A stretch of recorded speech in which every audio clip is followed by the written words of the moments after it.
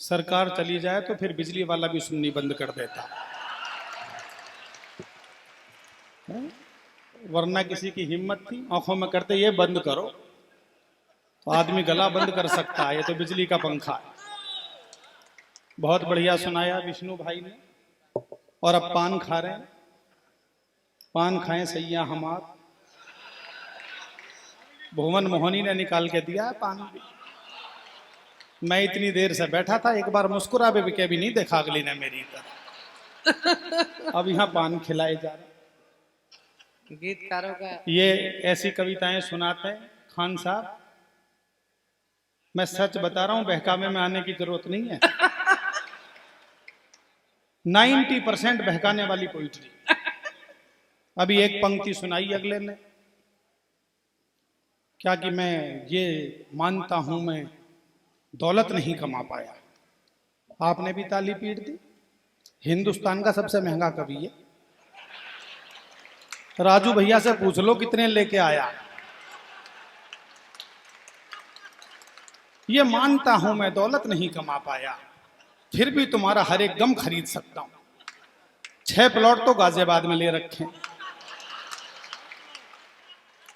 1 लाख रुपए प्रोग्राम का रेट है अगले का, महीने में कोई डेट खाली नहीं है। ये मानता हूं मैं दौलत नहीं कमा पाया। डाका डाल लो एक बंदूक लेके, तालियां बजाओ जरा जो।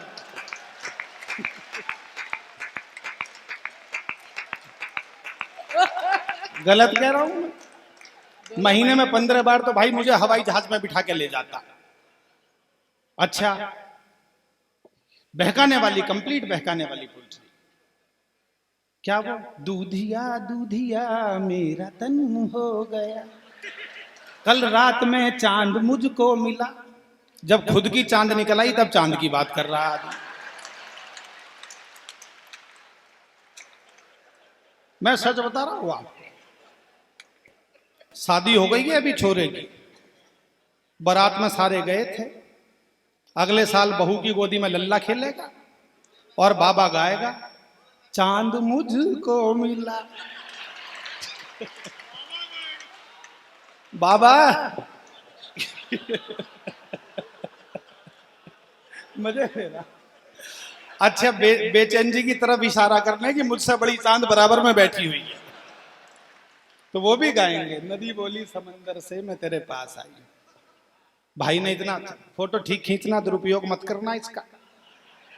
ऐसा नहीं हो सर मेरा लगा दो, धड़ मल्लिका शहरावत का लगा दो, कपड़े वो उतारे, इज्जत मेरी खराब होनी शुरू हो जाए। और मैनपुरी का आदमी वैसे भी सारे काम टेक्निकल तरीके से करता। राजू भैया मैं सच बता रहा हूं आपको, मैं तो दिल्ली में रहता हूं। वो एक चला गया फोटोग्राफर की दुकान पर, बोले भैया पासपोर्ट साइज का ऐसा फोटो खींच दे जिसमें सिर भी आ जाए जूते भी आ जाए। फोटोग्राफर मैनपुरी का रहने वाला था, बोला ऐसा कर जूते उतार कर सिर पर रख ले, दोनों एक साथ ही आ जाए। तो तालियां जरा जोरदार बजाइए मस्ती वाली। ये तो मैंने, भाई ने इतना अच्छा सुना दिया, मैंने अपना क्रम जोड़ने को कहा। लेकिन सच बात यह है कि हमारी पिछले 25 वर्ष की गीत विधा की सबसे महत्वपूर्ण कमाई का नाम, मैं उनके पीछे भी उनकी तारीफ करता हूं कि केवल एक रचनाकार नई पीढ़ी में डॉक्टर कुंवर बेचैन के बाद हमें ऐसे मिले जिन्होंने गीत को गीत की तरह से प्रस्तुत किया, बहुत शालीनता से प्रस्तुत किया, शिष्टता के साथ प्रस्तुत किया। और नागफनी वाली पंक्ति मैं चाहता हूं एक बार पूरा सदन, मेरे बड़े भाई, वो ये नहीं कहते दुनिया में मैं सिकंदरा राव का हूं, वो मानते हैं कि मैं इटावा का हूं, मैं मैनपुरी का हूं। और आप अपने लोकल कवि के लिए जरा एक बार जोरदार तालियां बजा दीजिएगा मेरे भाई विष्णु जी के सम्मान में, उनकी मोहब्बतों में। मैं हास्य रस का कवि हूं। बाबू जी आप तो बहुत देर से मुझे देख रहे थे, मुझे ही देख रहे थे। मुझे भी हर तरफ चांद ही चांद नजर आ रहे हैं आप, हर तरफ। एक छंद सुनिएगा, एक छंद से ही बात शुरू करता हूं, अचानक याद आ गया। अच्छा मैं सच बताऊं आपको, आदरणीय पवार जी सुनाएंगे, बेचैन जी सुनाएंगे, शशि भाई ने इतनी बढ़िया कविताएं सुनाई, देश में सत्ता परिवर्तन की और तमाम बातें की।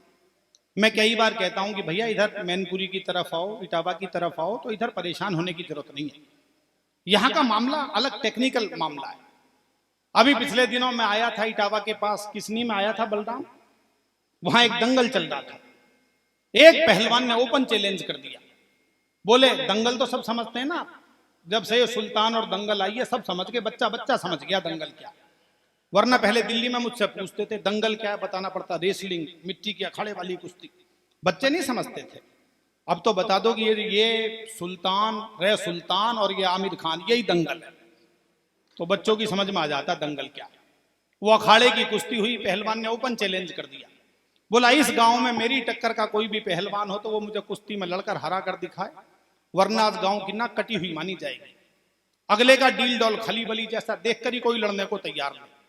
तभी 4 लड़के इकट्ठे हुए। हमारे एक लाला जी थे, अनुभवी व्यापारी आदमी, राजू भैया जैसे छोटे कद के अनुभवी आदमी, उनके पास पहुंच गए। बोले सेठ जी इलाज बताओ। बोले इमरजेंसी कंडीशन है, खुद चल के इलाज करूंगा। अखाड़े में आ गए छड़ी लेकर, पहलवान से बोले मैं लड़ूंगा तेरे साथ कुश्ती। लड़कों ने माथा पकड़ लिया, चाचा अपनी उम्र देखो, 82 साल की, कद देखो 5 फुट 2 इंच का, मैनपुरी का, इटावा का अनुभवी बुजुर्ग आदमी। बात समझ में आ जाए तो आशीर्वाद चाहूंगा आपका। सेठ जी बोले चिंता मत करो, बहुत निपटाए ऐसे, अभी निपटाता हूं इसको। जैसे ही पहलवान ने दाव मारने के लिए कंधे पर लिया, अगले ने तुरंत उसकी गर्दन में हाथ फंसा दिया और कान के पास मुंह लाकर बोले चित्त हो जा, 10 लाख रुपए दूंगा। कम तालियां बजाई हैं आपने, ज्यादा तालियां बजनी चाहिए भाई। अल्टीमेटली टारगेट क्या है तिवारी जी? टारगेट कुश्ती है ही नहीं, टारगेट तो यह है कि गांव की नाक नहीं कटनी चाहिए। लड़कों ने हथियार डाल दिए, अब बुजुर्ग आदमी ला रहा है इलाज ढूंढ के। बोले चित्त हो जा, 10 लाख रुपए दूंगा। पहलवान की आंख घूमी तो एक बात और बोल दी धीरे से उसके कान में, साले 100 कुश्ती लड़के भी 10 लाख नहीं कमा सकता जिंदगी में। भाई ने एक पंक्ति में बात समझा दी, समझाने वाला चाहिए। पहलवान की समझ में आ गई। सेठ जी को घेरने के चक्कर में ऐसा गिरा, खुद ही चारों खाने चित्त हो गया। अगले दिन सुबह पहुंच गया उनकी दुकान पर, बोले जी लाओ 10 लाख रुपए। लाला जी ने मुंह फेर लिया दूसरी तरफ। किस बात के, किस बात के? दोस्तों समझ जाओ तो एक बार अंतिम श्रोता तक तालियां बजाकर समर्थन कर देना। विष्णु जी के बाद में कविता पढ़ना हिम्मत का काम नहीं है, दुस्साहस का काम है। मैं उनसे बहुत, उन्होंने कहा कि नहीं प्रवीण आज जरूरत है तो तुम मेरे बाद में पढ़ देना, आप तालियां बजा देंगे तो मैं अभी जरा हौसला जुटाने की कोशिश कर रहा। बोले लाओ 10 लाख रुपए। लाला जी ने मुंह फेर लिया, किस बात के? पहलवान बोला आपने तो कल अखाड़े में वादा करा था। सेठ जी बोले वो तो अखाड़ा था, तू अपना दाव मार रहा था, मैंने अपना दाव मार दिया। तो ऐसी स्थिति, दाव किसी का भी लग जाता है। हमारी दिल्ली में केजरीवाल का लग गया, दाव ही लगा उसका। और ऐसे ऐसे वायदे करे साहब, ऐसे ऐसे सोच नहीं सकते आप। अगला दिल्ली यूनिवर्सिटी में गया, लड़कों से एक बात बोल दी, देखो यदि तुमने मुझे इस चुनाव में वोट दिया तो 15 दिन में वाईफाई, 15 दिन में वाईफाई, 15 दिन में वाईफाई, 15 दिन में वाईफाई। लड़कों ने सोचा कि ये नेता पहली बार ऐसा आया जो 15 दिन बाद एक एक वाइफ दिलाएगा सबको, इसी को ही वोट दो। सबने दे दिया। कैसे कैसे वादे करे उसने। मैं एक छंद सुनाता हूं, ये छंदों की जमीन है, मैं बहुत यहाँ के बारे में जानता हूं। एक लंबे अरसे बाद राजू भाई के निमंत्रण पर, हमारे बलराम इतने प्यारे गीतकार हैं, उनके आदेश पर हूं। मस्ती से सुनिएगा, एक बार जुड़ जाएंगे तो मैं आपके हृदय तक पहुंचने की कोशिश करूंगा। एक छंद शुरू करता हूं, दिल्ली में कैसे कैसे वायदे किए गए, सुनिएगा। कि नेताजी ने वोट रोज कहा यदि चाहोगे तो वाईफाई सभी को फ्री में दिलवाऊंगा। कि नेताजी ने वोट रोज कहा यदि चाहोगे तो वाईफाई सभी को फ्री में दिलवाऊंगा। 7 सागरों का जल बाल्टी में भर लूंगा, सूरज को उत्तर दिशा में छिपवाऊंगा, सूरज को उत्तर दिशा में छिपवाऊंगा। जब तक सारे ताली नहीं बजाएंगे सूरज नहीं छिपेगा। मेरा क्रम बाद में आया है, मुझे लगना चाहिए पांडाल भरा हुआ है। शशि ने इतना बढ़िया संचालन किया है, सबको बहुत मन से पढ़वाया है। उसे भी शुभकामनाएं देता हूं। और एक बार पूरा सदन जरा मेरे साथ आ जाए। सूरज को उत्तर दिशा में छिपवाऊंगा। सूरज, जब तक सारे नहीं बजाएंगे अगली पंक्ति शुरू नहीं करूंगा। एक बार आ जाइए, फिर आप जानो और मैं जानू। सूरज को उत्तर दिशा में छिपवाऊंगा, सूरज को उत्तर दिशा में छिपवाऊंगा। जहां भी कहोगे वहां बाढ़ को मैं भेज दूंगा। अरे जहां भी कहोगे वहां बाढ़ को मैं भेज दूंगा। जहां भी कहोगे वहां सूखा पड़वाऊंगा। अगली पंक्ति शुद्ध आनंद के लिए लिखी है। मैं किसी का नाम नहीं ले रहा हूं, आप अपने आसपास समर्पित कर सकते हैं कि जहां भी कहोगे वहां बाढ़ को मैं भेज दूंगा। जहां भी कहोगे वहां सूखा पड़वाऊंगा। एक बार बस जरा जीत मुझे दिलवा दो। गंजों के सिरों पे भी मैं बाल उगवाऊंगा। गंजों के सिरों पे भी मैं बाल उगवाऊंगा। गंजों के सिरों पे भी मैं बाल उगवाऊंगा। एक दो छंद और आपको सुनाता। भाई राजू भैया का तो कोई जवाब ही नहीं। मैं समझता हूं कि कहीं भी हो कवि सम्मेलन, संयोजक ये हमारे राजकुमार जी होने चाहिए। ऐसा जागरूक आदमी, सोफे भी आगे करवा दिए, पंखे भी बंद करवा दिए। वो तो अच्छा, किसी कवि ने ये नहीं कहा कि माइक भी बंद करवाओ। बाद में पमार जी कहेंगे। उनके कहने मैं निश्चित रूप से बधाई देता हूं। इस मैनपुरे के कवि सम्मेलन का कोई जवाब नहीं है। पूरे भारतवर्ष में इतने बजे तक, इतने अच्छे ढंग से, इतने मन से सुनने वाले लोग मैं 27 साल से कवि सम्मेलन में हूं, मैंने नहीं देखे साहब।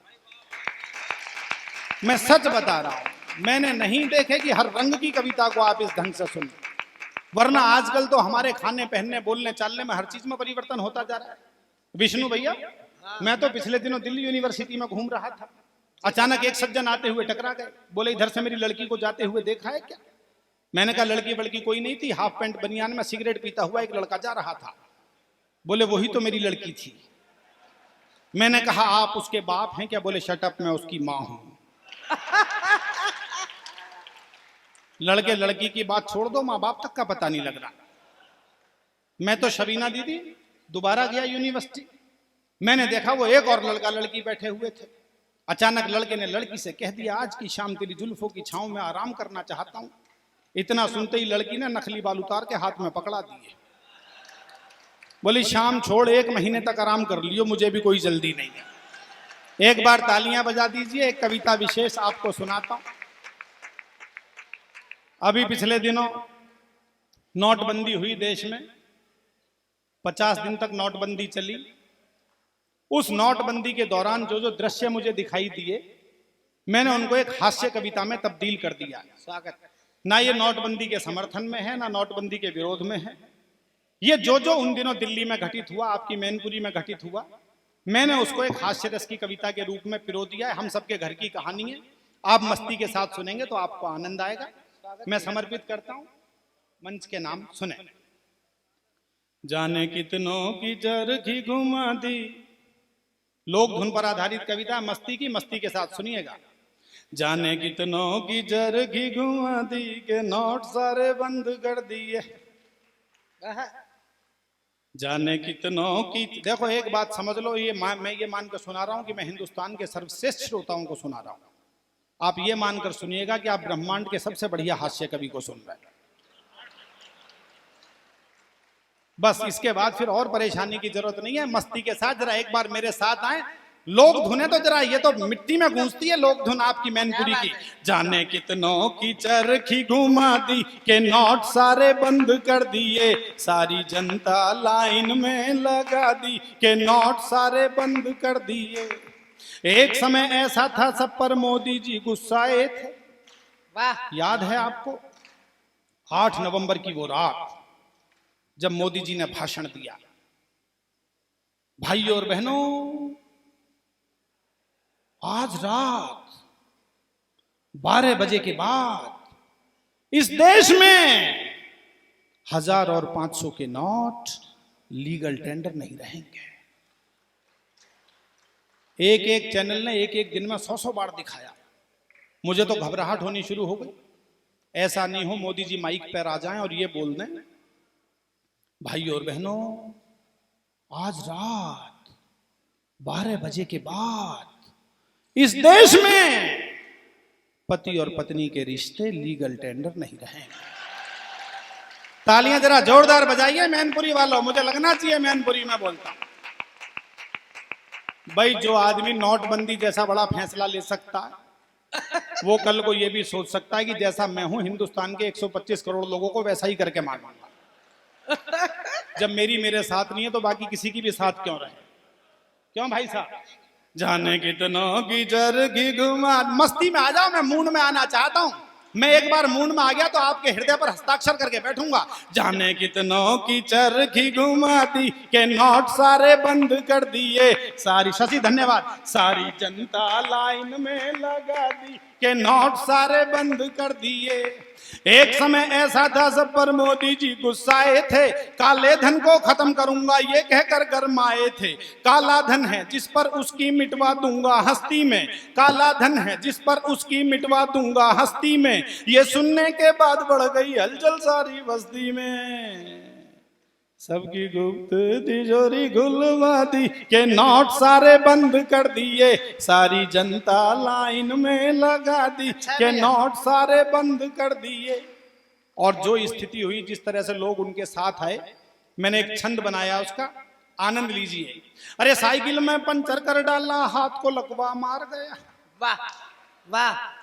अरे साइकिल में पंचर कर डाला, हाथ को लकवा मार गया। झाड़ू वाले का भी झाड़ू दिखलाना बेकार गया, झाड़ू वाले का भी झाड़ू दिखलाना बेकार गया। हंसिया और हथौड़े का भी बिल्कुल खाली वार गया। अगली पंक्ति ठक से दिल पर लगे और लगे कवि ने जो हुआ है उसे शब्द दे दिए। तो मैनपुरी के पंडाल में तालियों की गूंज देखना चाहता हूं। अरे हंसिया और हथौड़े का भी बिल्कुल खाली वार गया, हंसिया और हथौड़े का भी बिल्कुल खाली वार गया। दमखम से आगे निकला जो हाथी स्वर्ग सिधार गया। नोटबंदी से पहले मेरी पत्नी रोज कहती थी, कवि सम्मेलन में से क्या लाते हो, किसे दे आते हो, कहां धरी आते हो, समझ में ही नहीं आता। मेरे पास तो जहर खाने को भी पैसे नहीं है।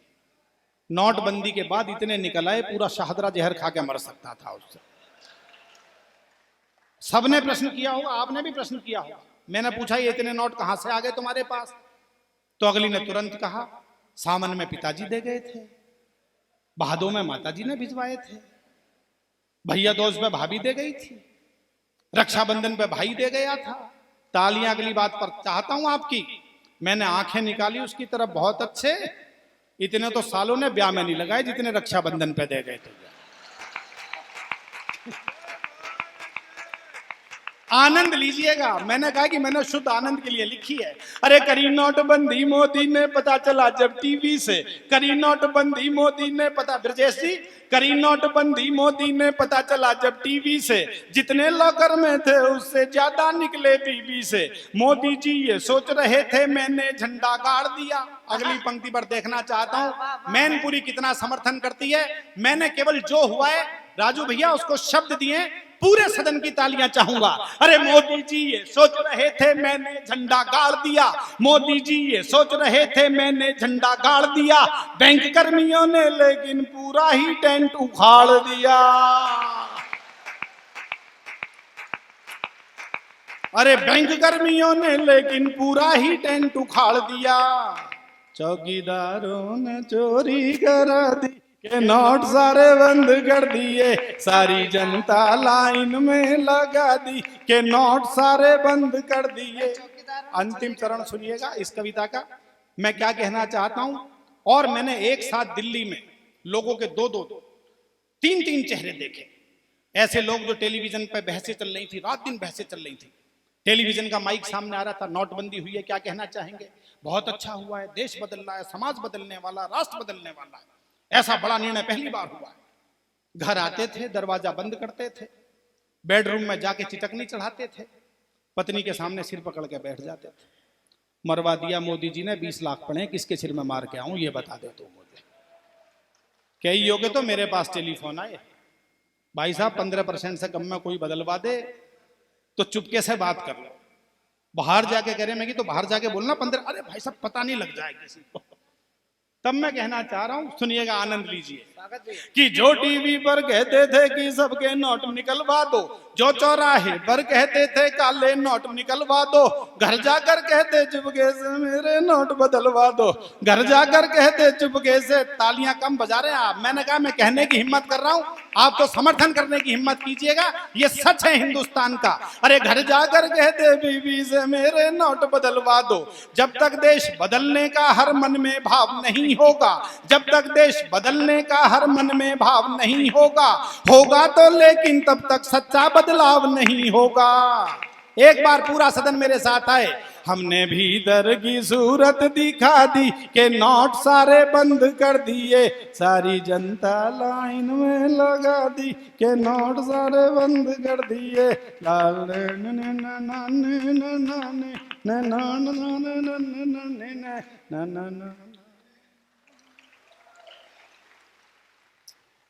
सुनाओ। एक रचना विशेष ये तो मैंने इसलिए कि विष्णु भैया ने इतना अच्छा आपको सुनाया, बहुत डुबो देते हैं आपको भीतर तक। मैं जब यहां आया तो राजू भैया ने कविता विशेष की मुझसे मांग की उसी समय पर। बलराम ने भी कहा, मैं मैनपुरी 4-5 बार आया हूं। पहली बार उस समय आया था जब उर्मिलेश जी यहां संचालन कर रहे थे। नेताजी मुलायम सिंह यादव जी भी उपस्थित थे उस समारोह में। लेकिन मैं सच बताता हूं, उस समय भी संयोजक हमारे राजू भैया होते थे, सह संयोजक। दोस्तों मैं सच बताता हूं आपको, मेरी बात को बहुत ध्यान से सुनिएगा। 3, 4, 5 बार आने के बाद भी मैंने मैनपुरी में अपनी जिंदगी की सबसे अच्छी कविता नहीं सुनाई। आज विष्णु भैया के इतने बढ़िया गीतों के माहौल के बाद, डॉक्टर कुंवर बेचैन जी पंवार जी की गरिमामयी उपस्थिति में, मैं चाहता हूं मैं अपनी 35 वर्ष के लेखन की सर्वश्रेष्ठ कविता आपकी अदालत में प्रस्तुत करूं। आप एक बार आदेश दीजिएगा, मुझे पूरा सदन तालियां बजाकर। स्वागत भैया मैंने व्यंग में पीएचडी की है दोस्तों। ये हंसी मजाक की बातें इसलिए करता हूं क्योंकि थोड़ा सा माहौल बदलने के लिए, मन बदलने के लिए आवश्यक है। मेरे गुरु डॉक्टर कुंवर बेचैन बैठे हैं, उनके अंडर में एमएमएच कॉलेज में मैंने एमए की, उनके अंडर में पीएचडी की। और मैनपुरी इसलिए बड़ा शहर है, एक बात पर मैं आपको बहुत बधाई देना चाहता हूं, मुबारकबाद देना चाहता हूं। बड़ा उपन्यास इस देश में प्रकाशित हुआ, महान बड़े कलमकार कमलेश्वर का कितने पाकिस्तान शीर्षक से, जिसके 25 से अधिक संस्करण छपे, साहित्य अकादमी का पुरस्कार उन्हें मिला। अगली बात पर आप अपने लिए सम्मान में तालियां बजा सकते हैं। मैंने वो इंटरव्यू पढ़ा था जिसमें कमलेश्वर जी से पूछा गया कि ये कितने पाकिस्तान जैसी बड़ी रचना कैसे आपने लिख दी, तो उनका एक लाइन का उत्तर मेरे दिल पर छपा हुआ है। उन्होंने कहा कि यदि मेरा जन्म मैनपुरी में ना होता तो मैं अपनी जिंदगी में कभी भी कितने पाकिस्तान की रचना नहीं कर सकता। ये इस जमीन की खुशबू है, ये इस जमीन की गंध है, ये इस जमीन का स्वभाव है। मैं सीधे सीधे बिना किसी अतिरिक्त भूमिका के, बहुत सारी चीजें दिमाग में उमड़ घुमड़ रही हैं, लेकिन मैं बिना किसी अतिरिक्त भूमिका के अपनी जिंदगी की सर्वश्रेष्ठ कविता सुनाता हूं। नमोकार चैनल वाले यहाँ हैं, इन्होंने पिछले दिनों ये कविता मेरी रिकॉर्ड की और 15 दिन के अंदर 5 लाख से अधिक लोगों ने उसको देखा है। मैं आपकी अदालत में प्रस्तुत करता हूं। निवेदन आपसे सिर्फ एक है मेरा, छोटा सा। यदि किसी को जाना है तो वो अभी चला जाए। मैं हाथ जोड़कर निवेदन करूंगा, लेकिन मैं कविता शुरू कर दूं तो बीच में कृपया उठकर ना जाए। मैं अपनी जिंदगी की वो कविता सुना रहा हूं। महाभारत का युद्ध आप सब जानते हैं। राजू भैया, कृष्ण तो आप तो कृष्ण वंशी हैं, और कृष्ण ने यह घोषणा की थी, इस महाभारत के युद्ध में मैं अस्त्र शस्त्र नहीं उठाऊंगा। दूसरी ओर भीष्म ये घोषणा करते हैं, मैं कृष्ण से अस्त्र शस्त्र उठवाकर मानूंगा। बाबूजी, इन दोनों प्रतिज्ञाओं ने मेरी अंतरात्मा में एक द्वंद्व मचाया। 19 वर्ष पहले मैंने ये रचना लिखी थी। साल में एक आध बार कभी सुनाता हूं, जब मेरा मन हो जाता है, आप जैसे अच्छे लोग मिल जाते हैं। शुरू करता हूं, आप जितना समर्थन देते चले जाएंगे, मैं उतनी अपनी ताकत अपनी प्रस्तुति में बढ़ाने की कोशिश करूंगा। निवेदित करता हूं आपकी अदालत में, कमलेश, मंच का आशीर्वाद चाहूंगा। देश को जगाने वाला कभी खुद सोने की मुद्रा में आ गया। स्वागत भैया। जाग जा भैया। मैं निवेदित करता हूं, इस गद्दी के चक्कर ने भारत की हालत गारत की। बहुत अच्छा साउंड सिस्टम है बेटा, थोड़ी सी आवाज बढ़ा दो, मैं पीछे हटके बोलूंगा। बहुत अच्छा है, आवाज बराबर जाएगी।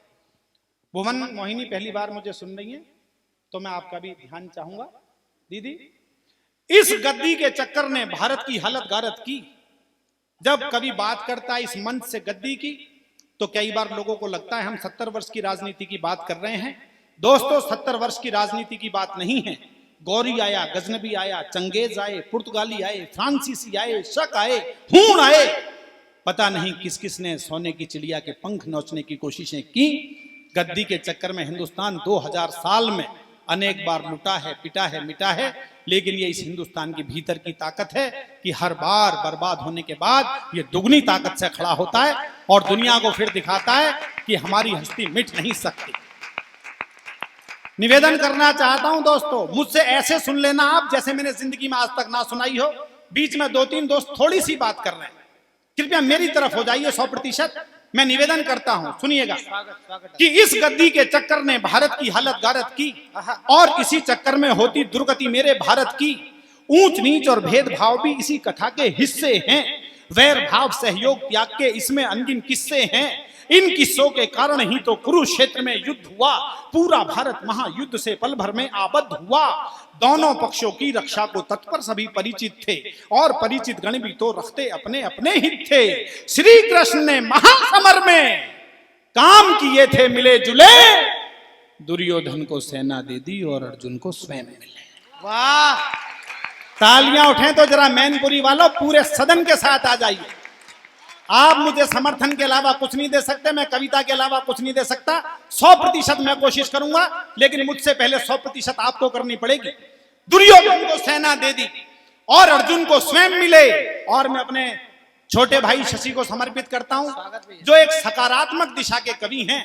मन से मैंने पिछले 20 वर्ष में उनके मुंह से कोई नकारात्मक टिप्पणी नहीं सुनी, इसलिए उनके नाम करते हुए आपके नाम करता हूं कि दुर्योधन को सेना दे दी और अर्जुन को स्वयं मिले। चतुरंगनी सेना को पाकर दुर्योधन मन में खुश था, लेकिन अर्जुन के मन में भी कहीं नहीं किंचित दुख था। कहा कृष्ण ने महासमर में ना अस्त्रों को धारूंगा, मात्र सारथी बनकर अर्जुन को रण क्षेत्र उतारूंगा। अर्जुन को नादान समझ दुर्योधन मन में फूल गया, माधव की मायावी माया को बिल्कुल ही भूल गया। वाह वाह वाह वाह डॉक्टर साहब, माधव अर्जुन को नादान समझ। अर्जुन के कृष्ण के ज्यादातर मायावी रूप बचपन में प्रकट हो गए और कुरुक्षेत्र का युद्ध बाद में हुआ। डॉक्टर साहब, अर्जुन को नादान समझ दुर्योधन मन में फूल गया, माधव की मायावी माया को बिल्कुल ही भूल गया। पितामह ने भी कृष्णा की प्रतिज्ञा के वचन सुने, वचनों को सुनकर मन ही मन जाने क्या क्या भाव गुने। वो पितामह जो तन मन से कौरव सेना को अर्पित थे, वो पितामह जो राजा की गद्दी को सदा समर्पित थे, वो पितामह जो दुर्योधन की सेना के सेनापति थे, वो पितामह जिनके सारे सर स्वयं काल की ही गति थे, वो पितामह जिनके अस्त्रों शस्त्रों पर लक्ष्य सुअंकित थे, वो पितामह जिनकी शक्ति से सभी देवता शंकित थे, वो पितामह जिनके शस्त्रों से अंबर तक फट जाता था, वो पितामह जिनकी इच्छा से गंगा जल हट जाता था। वाह, समर्थन बढ़ाइए दोस्तों। आप जानते हैं गंगा भीष्म की मां थी, गंगा पुत्र कहा जाता है उन्हें। आपने बीआर चोपड़ा का सीरियल देखा होगा। भीष्म ने कहा मां मैं गले मिलना चाहता हूं, तो गंगा ने कहा बेटे मैं भी तुझे गले से लगाना चाहती हूं, क्या बात है डॉक्टर सब आशीर्वाद दीजिए। वो पितामह जिनकी इच्छा से गंगा जल हट जाता था, जब सुने उन्होंने वचन कृष्ण के, मन ही मन में मुस्काए। यह सोच चलो मौका आया माधव को झुटलाया जाए। पितामह के यह विचार सुन सहमी सहमी प्रज्ञा थी, एक और कृष्ण प्रतिज्ञा दूजी और भीष्म प्रतिज्ञा। वाह,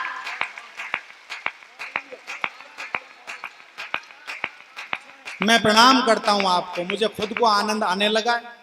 मुझे लगता है दिल्ली देश की आर्थिक राजधानी हो सकती है, मुंबई देश की, दिल्ली राजनीतिक राजधानी हो सकती है, मुंबई आर्थिक राजधानी हो सकती है, लेकिन यदि मुझसे पूछा जाए इस देश की सांस्कृतिक राजधानी क्या होनी चाहिए, तो मुझे लगता है वो मैनपुरी के अलावा कुछ दूसरी नहीं हो सकती।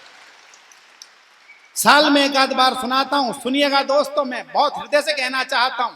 वो पितामह जिनकी इच्छा से गंगा जल हट जाता था, जब सुने उन्होंने वचन कृष्ण के, एक और कृष्ण प्रतिज्ञा दूजी और भीष्म प्रतिज्ञा थी। दादा की प्रतिज्ञा सुन अर्जुन मन ही मन विचलित था, क्योंकि उनकी सभी शक्तियों से वह पूरा परिचित था।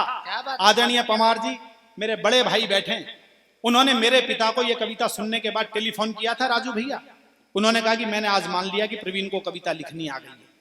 मैं उनके श्री चरणों में पंक्तियां समर्पित करता हूं कि दादा की प्रतिज्ञा सुन अर्जुन मन ही मन विचलित था, क्योंकि उनकी सभी शक्तियों से वह पूरा परिचित था। वह जान चुका था पितामह ने जैसे जो भी ठान लिया, क्रूर काल ने भी उनकी इच्छा को वैसे मान लिया। प्रतिज्ञा पूरी करने को वह कुछ भी कर डालेंगे, कुरुक्षेत्र की इस भूमि को लाशों से भर डालेंगे। मुझ बालक को भी लगता है अब उनसे लड़ना होगा, संभव है कि मृत्यु के चरणों में भी चढ़ना होगा। विचलित अर्जुन के मस्तक पर उभर उठी चिंता रेखा। पूरे सदन में यदि आपको लगे मैंने गीता का सार 2 पंक्तियों में कह दिया है, तो दोस्तों एक भी हाथ खामोश ना रहे। मैं पूरे सदन का आशीर्वाद चाहता हूं, सुनिएगा कि विचलित अर्जुन के मस्तक पर, विचलित अर्जुन के मस्तक पर उभर उठी चिंता रेखा। श्री कृष्ण ने व्याकुल आकुल अर्जुन के मुख को देखा, बोल उठे हैं पार्थ, युद्ध से आज अगर डर जाओगे तो संभव है कि तुम जीने से पहले मर जाओगे।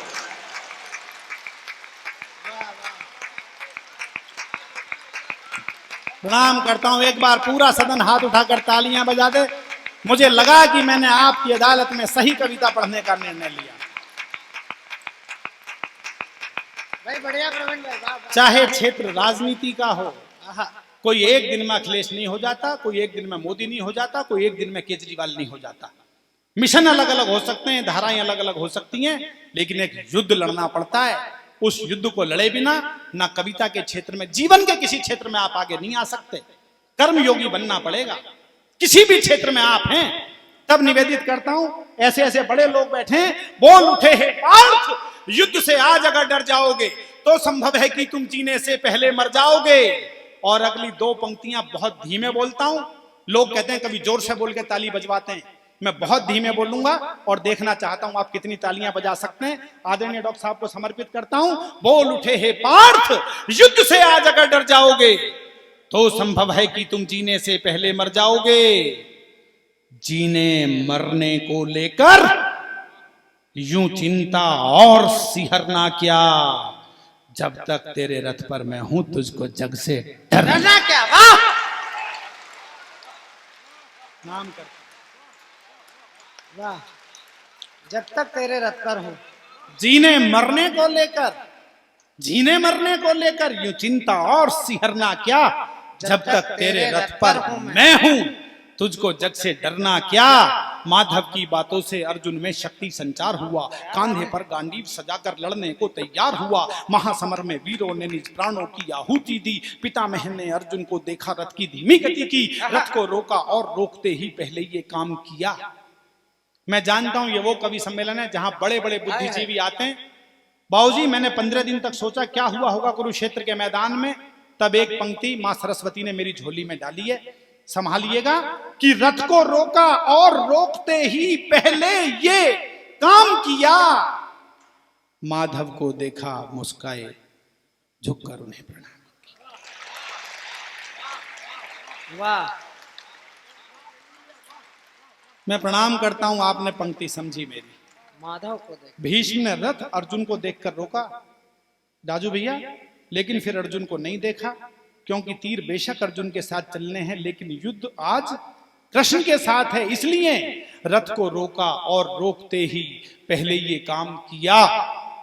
माधव को, अर्जुन को नहीं, माधव को देखा, मुस्काए, झुककर उन्हें प्रणाम किया, अर्जुन को आशीष दिए, छलकी आंखों को मींच लिया और अगले ही क्षण तुणीर से भी बाणों को खींच लिया। चढ़ा धनुष पर बाण उन्होंने खींचा जब प्रत्यंचा को, बिजली कड़की, सैनिक बोले डर करके भागो भागो। शस्त्रों की वर्षा से अंबर आतुर था फट जाने को, रत्नाकर में उठी हिलोरे नील गगन छुआने को। शैल शिखर तक ध्वनि तरंगों से टकरा कर गिरते थे, लगता था कि कुरुक्षेत्र पर काले बादल घिरते थे। पितामह के बाणों से पूरा भूमंडल डोल उठा, प्रत्येक वीर ही महासमर में हर हर बम बम बोल। वाह, वाह, तालियां कम ना कीजिए दोस्त। वाह, वाह, वाह, ये सोचिए कवि जितनी ताकत लगा रहा है आपको उससे ज्यादा 21 होना है। बढ़िया, बढ़िया डॉक्टर साहब। प्रत्येक वीर ही महासमर में हर हर बम बम बोल उठा, तलवारों के टकराने से ध्वनि गूंजती थी टन टन। मेरे गुरुदेव डॉक्टर कुंवर बेचैन बैठे हैं। मुझे लगता है कि मैंने आज तक कविता का क्या कबूतर लिखना नहीं सीखा, नहीं आता मुझे कुछ भी। मेरा बड़ी कमाई यह है कि आदरणीय कुंवर बेचैन जी सिर पर हाथ रख देते हैं, पमार जी सिर पर हाथ रख देते हैं, तो मुझे लगता है कि कुछ करने की मैं कोशिश कर रहा हूं। मैंने युद्ध का वर्णन किया तो बेचैन जी ने कहा कि बेटे युद्ध का वर्णन करना, ध्वन्यात्मक शब्दों का प्रयोग करना। मैं आज मैनपुरी प्रदर्शनी के इस पांडाल में कुरुक्षेत्र के युद्ध की थोड़ी सी ध्वनि गुंजायित करने की कोशिश करता हूं, और आपको लगे मंच के छोटे कवि को 1% भी सफलता मिली तो 100% मोहब्बत दीजिएगा। कैसा युद्ध हुआ कि तलवारों के टकराने से, और मंच का भी आशीर्वाद चाहूंगा पूरे मंच का, कि तलवारों के टकराने से ध्वनि गूंजती थी टन टन, बाण हवा के सीने पर दस्तक देते थे सनन सनन, सनन सनन से और भयानक हो उठती थी मंद पवन, कवच और कुंडल वीरों के बज उठते थे खनन खनन, मस्तक पर अंकुश टकराने से गज करते थे गर्जन, घायल अश्वों की चीखें भी गूंज रही थी हिनन हिनन, भाले चलते ऐसे जैसे बिजली चलती कड़क कड़क, काट रहे थे वीर समर में सिर को धड़ से भड़क भड़क, घनन घनन घनघोर घटा गिरती जाती थी छन छन में, बाण कमान कृपान गदा से रक्त बहा था कण कण में, उद्यंड चंडनी चंडी मां के चरणों में नरमुंड चढ़े, बजा रहे थे घनन घनन यमराज नगाड़े खड़े। वाह वाह, प्रणाम करता हूं। बजा रहे थे घनन घनन यमराज नगाड़े खड़े खड़े, उस भीषण रण से ज्वाला की बढ़ती जाती थी भड़कन, पितामह के लोहित लोचन देख बढ़ी दिल की धड़कन, महासमर में दादा ने काटे थे अनगिन मस्तक धड़, दृश्य देखकर आसमान में बादल रोए गरड़ गरड़, चीखें गूंजी थी धरती पर, चीख चीख में क्रंदन था। अगली पंक्ति सुनिएगा। उदय प्रताप दादा यहां नहीं है, लेकिन मैं उन्हें समर्पित करता हूं। इस पंक्ति पर उन्होंने अनेक बार मुझे आशीर्वाद दिया है। चीखें गूंजी थी धरती पर, चीख चीख में क्रंदन था, लगता था उस रोज धरा पर मृत्यु का अभिनंदन था। वाह, लगता था उस रोज धरा पर मृत्यु का अभिनंदन था। महासमर में महारथीगण कटकर जब जब मरते थे, ऐसा लगता था प्रलयंकर वहां तांडव करते थे। रक्त पिपासु काली मैया खप्पर भरती जाती थी, पितामह से पूरी पांडव सेना डरती जाती थी। उनके आगे जो भी आया वध उसका तत्काल हुआ, उसी वीर की शोणी धारा से तलभू का लाल हुआ। इतना रक्त पिया धरती ने और नहीं पी पाती थी, बहे लहू की धारा अब नदियां बन बहती जाती। समर्थन कम ना करें दोस्तों। अरे प्रभु, बहे लहू की धारा नदियां बन बहती जाती थी। बर्बादी को देख पार्थ ने जब गांडीव उठाया तो उसके द्वारा उसने अपना पहला बाण चलाया तो पितामह के बाणों से टकरा करके वो टूट गया।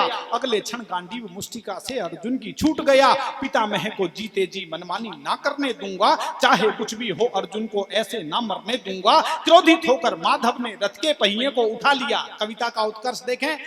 जितना समर्थन अब तक मेरी कविता पर ना किया हो, एक बार पूरे सदन का उल्लास चाहूंगा। देखिएगा कि विचलित होकर माधव ने रथ के पहिए को उठा लिया, उसे सुदर्शन चक्र बनाकर पितामह की ओर किया। माधव की वह मुद्रा मानो महाकाल से मिलती थी। उनकी इस मुद्रा से डरकर पूरी पृथ्वी हिलती थी। उनको देखा, धनुष रखा और दादा मन में फूल गए। हाथ जोड़कर बोले, माधव क्या प्रतिज्ञा भूल गए। एक बार पूरा सदन हाथ उठाकर तालियां बजाकर मुझे बता। अरे भाई,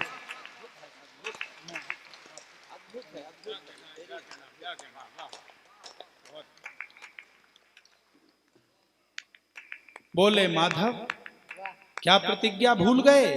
पूरी सेना बोल उठी कि बोलो होकर के निर्भय, एक बार सब मिलकर बोलो, बोलो पितामह की जय। एक बार सब मिलकर बोलो। मैं सच बताता हूं मैनपुरी वालों, 6 साल का बच्चा था, कुंवर बेचैन जी को सामने बैठकर सुनता था। 6ठी क्लास में आया तो पमार जी को सुनता था। दिल्ली में पिलखवे में मेरे पिताजी कवि सम्मेलन करवाते थे। मैंने इतनी कविता लिख दी, ये सच है मेरी जिंदगी का। मैंने कसम खाई है कि माइक से झूठ नहीं बोलूंगा, क्योंकि शब्द ब्रह्म होता है और झूठ बोलूंगा तो उसका शाप मुझे लगेगा। मेरे पिता ने मुझसे कहा, क्यों परेशान है। इतनी कविता लिखने के बाद मुझे लगा कि भीष्म ने कृष्ण को कैसे हरा दिया, कैसे हरा दिया, कैसे हरा दिया। एक प्रश्न मेरे भीतर शशि हॉन्ट करता रहा। 2 महीने बाद 7-8 पंक्तियां आई और मैंने अपने पिता को कहा कि अब मुझे लगता है मेरी कविता पूर्ण हो गई। मैं अंतिम 8 पंक्तियां मंच को समर्पित करता हूं। आ जाइए, पवारदा को समर्पित करता हूं। बहुत उनकी मोहब्बत मेरी जिंदगी की सबसे बड़ी दौलत है। सुनिएगा डॉक्टर साहब, अंतिम पंक्तियां निवेदित करता हूं। एक एक पंक्ति को ध्यान से सुने। अच्छा लगे तो जहां समाप्त करूं वहां समर्थन करना, वरना केवल सुनना। पितामह की शक्ति की हालांकि बड़ी महत्ता थी, पर माधव की शक्ति में तीन। भाई साहब प्लीज, बीच वाले भाई साहब, आपने तो पटका डाल रखा है तो आपकी जिम्मेदारी और ज्यादा है। पितामह की शक्ति की हालांकि बड़ी महत्ता थी। अभी उदय प्रताप जी ने कहा 100 साल से ये कवि सम्मेलन होता है, इसमें रंग जी आए हैं, इसमें नीरज जी आए हैं, इसमें महादेवी जी आई हैं, तो ये वो जमीन है, यदि यहां भी कविता का सम्मान नहीं होगा तो हिंदुस्तान के शायद किसी भी हिस्से में नहीं हो सकता। इसलिए मैंने ये कविता सुनाई है, वरना एक लतीफों की 10 लतीफों की चैन सुना के नमस्ते करके बैठ जाता, पैसे फिर भी उतने ही मिलते जितने मिलने अब हैं। लेकिन अच्छी कविता आप जैसे संस्कारित लोगों में कभी नहीं सुनाएगा तो कहां सुनाएगा। अंतिम पंक्ति सुने, पितामह की शक्ति की हालांकि बड़ी महत्ता थी, वाह, पर माधव की शक्ति में तीनों लोगों की सत्ता थी। वह कान्हा जिनके पैदा होने पर माया छा जाती हो, सभी सैनिकों को पहरे पर ही निद्रा आ जाती हो, ताले बेड़ी और द्वार भी खुद ही खुद खुल जाते हों, सभी देवता गण जिनके चरणों पर पुष्प चढ़ाते हों, जिनके चरणों के बंधन को यमुना जल बढ़ आता हो, शेषनाग जिनकी रक्षा ही अपना फन फैलाता हो, दुष्ट कंस की काया का जो पल में ही मर्दन कर दें, नाग कालिया के फन पर भी ठुमक ठुमक नर्तन कर दें, जिनका चक्र सुदर्शन रवि की गाथा को खुद कहता हो, तीन लोक का बुद्धि और बल जिनके अंदर रहता हो, सरस सलील सुंदर सरिताओं संग समन्वित सागर। वाह वाह वाह वाह। शब्द के पारखी लोग आशीर्वाद दें, मैं ये पंक्तियां बलराम भाई को समर्पित करता हूं। जहां जाते हैं सबका दिल जीत लेते हैं। इस कवि सम्मेलन के संयोजक हैं। ये बात उतनी बड़ी नहीं है, बड़ी बात यह है कि आपकी जमीन ने एक शिष्ट शालीन बड़े गीतों का रचनाकार दिया। गाजियाबाद में पूरा कवि सम्मेलन उनके नाम हुआ। इस बार मैंने देखा बिटिया की कविता पर पूरा सदन खड़ा हो गया। मैं उनके नाम करता हूं कि सरस सलील सुंदर सरिताओं संग समन्वित सागर हों, अगम अगोचर आदि अखंडित और अनस्वर आखर हों, जिस परम पिता परमेश्वर की शक्ति का कोई अंत नहीं, जिनके आगे प्रश्न कभी भी कोई रहा ज्वलंत नहीं, उस परम पिता को पितामह ने आखिर कैसे डरा दिया। यह बात असंभव है पर भक्ति ने भगवान को हरा दिया। वाह, भक्ति ने, यह बात असंभव है पर भक्ति ने भगवान को हरा दिया। पितामह की अपने जीवन से हो चली विरक्ति थी, पर परम पिता के लिए पितामह में अटूट आसक्ति थी। अंतिम 2 पंक्तियां सुनिएगा और अच्छा लगा हो तो भरपूर आशीर्वाद के साथ मुझे मेरा स्थान दीजिएगा। पितामह की अपने जीवन से हो चली विरक्ति थी, पर परम पिता के लिए पितामह में अटूट आसक्ति थी। कृष्ण चक्र ले इसीलिए करने उन पर प्रहार गए, कर लें भीष्म प्रतिज्ञा पूरी जानबूझकर हार गए। कर लें भीष्म प्रतिज्ञा पूरी जानबूझकर हार गए। कर लें भीष्म प्रतिज्ञा पूरी जानबूझकर हार गए। हमसे लगातार जुड़े रहने के लिए पेज को लाइक और चैनल को सब्सक्राइब जरूर करें।